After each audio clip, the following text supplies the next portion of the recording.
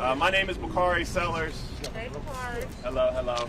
I'm from the Strom Law Firm in Columbia, South Carolina. I stand here today with Chantel Cherry Lassiter to my left, Chase Lynch to my right, Chance Lynch to my right, Harry Daniels to my far right, Benjamin Crump, who's not with us today. We have the honor of representing the family of Andrew Brown Jr.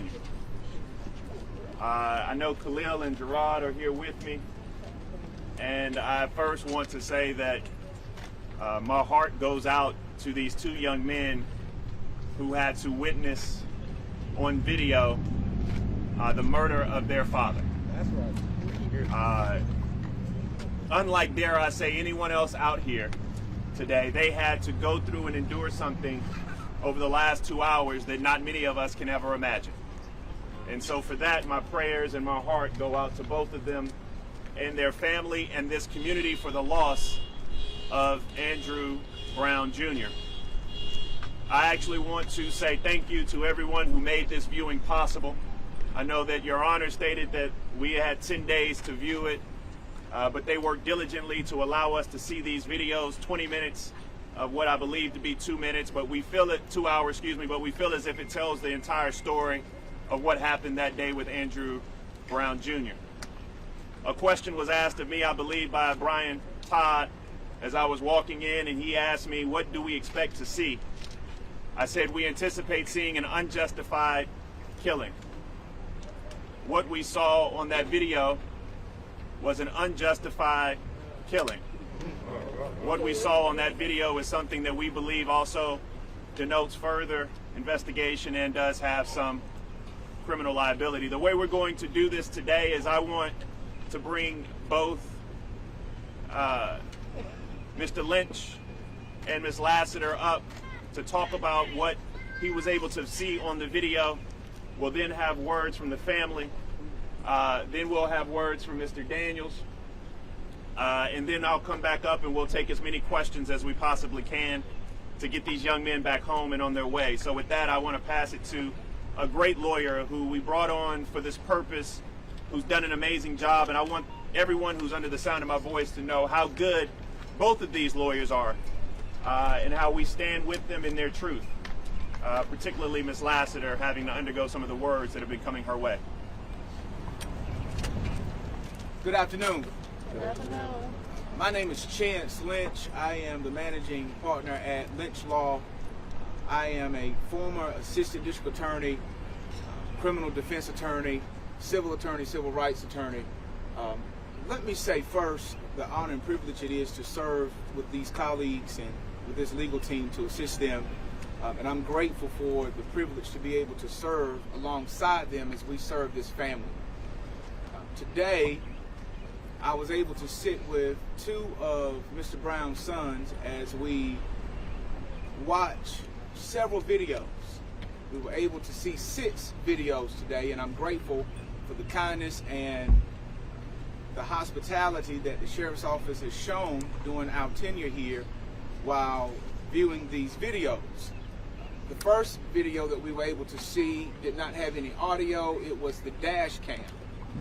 The last 5 were all body cams, where we were able to hear the words spoken, and we were able to see some critical footage that I think yields truth, transparency to what we've all thought we would see from the beginning. In fact, what I saw today absolutely corroborates what Attorney Lassiter shared with us when she was only able to see 20 seconds. Now, I'm not sure what footage the district attorney has seen. I can only go based off of what he has said and what he has insinuated. Well, we have a saying where I'm from. And that saying is, I was born at night, but not last night. That's it. And so we were able to see Mr. Brown sitting in his vehicle as he was ambushed and as the Sheriff's Office made their way to his residence. Appearing to be surprised, it appears that he was possibly on the phone. At all times, his hands were visible. At all times you could see that he was not a threat. There was a shot fired. When the shot was fired, he put the car in reverse, putting several feet, if not yards, away from the police who were there. He turned his wheel to the left to turn it away from the law enforcement officers. At no point did we ever see any police officers behind his vehicle. At no point did we ever see Mr. Brown make contact with law enforcement. We were able to see where they possibly reached out to make contact to him, but we did not see any actions on Mr. Brown's part where he made contact with them or tried to go in their direction. In fact, he did just the opposite. While there was a group of law enforcement that were in front of him, he went the opposite direction.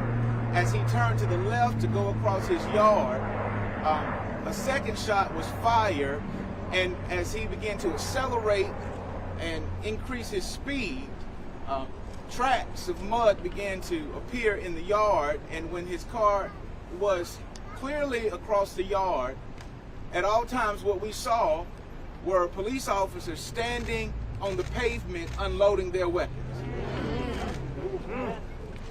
There were so many shots that we found difficulty in counting the number of shots that his vehicle received. At some point, there was a final shot where it appeared that at that final shot, Mr. Brown lost control. There was a curve in the yard. At that point, as you may know, his car went down the ditch across the street and collided with the tree. When they went to the vehicle, we were able to see when they approached the vehicle, we counted approximately 6, if not more, bullet holes in the side of his car, in the passenger side of his car. Windows were shattered. We were able to see one shot in the front windshield, and we were able to see a number of shots, approximately 6 at least, in the back windshield. At no point, let me be very clear, at no point did we see Mr. Brown pose a threat to the law enforcement officers that were there. My friends, I would suggest to you that it was absolutely and unequivocally unjustified. When they opened the door, there were no weapons found. They pulled his body out of the car, laid him face first flat on the ground. As you could see the bullet wound that went into the back of his head, and then they began to search his home. And so I can't speak on what everybody else saw. I don't know what video that they saw, but I can tell you that what Attorney Lassiter said was exactly what we saw today. True. So I said this, and as I close my comments, I said this at the NAACP rally on last weekend. I said something to the effect of, it's a new day in Elizabeth City. That's right. That's right. And so with this being said, and with us being able to see that this has come to the light, I'm confident that our legal team is more committed now to pursue justice, to make sure that the memory and the legacy of Andrew Brown lives, because what we saw today was unconstitutional and it was not justifiable. Come on. All right. Thank you.